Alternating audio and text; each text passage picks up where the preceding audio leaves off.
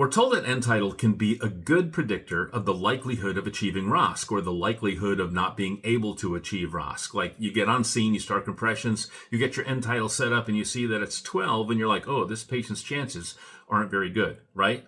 I have a paper that looks at this and it looks at the different values that may be predictive of ROSC or the likelihood of not achieving ROSC, but more importantly, it looks at when these numbers are most meaningful. And it turns out that the initial value is not that informative. So there was a number that was associated with a lower probability of ROSC if the end tidal was below that number, and that was 19.8 millimeters of mercury. However, that number was not sensitive or specific, so there was a lot of other factors involved that may contribute to that low probability of ROSC, and that 19.8 was not truly reflective of patient perfusion at the time. It wasn't until the 10-minute mark and the 20-minute mark where those numbers became truly meaningful.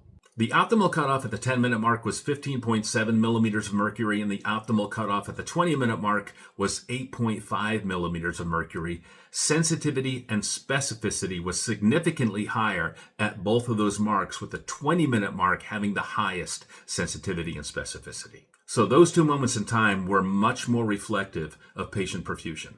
Now, there's some limitations and caveats to this study, including some wide confidence intervals in those later numbers, but there's still some good data in here, and an interesting recommendation that they make is when using end tidal as a consideration in terminating resuscitation, that we don't use that traditional cutoff of 10, that we actually use 5 or below.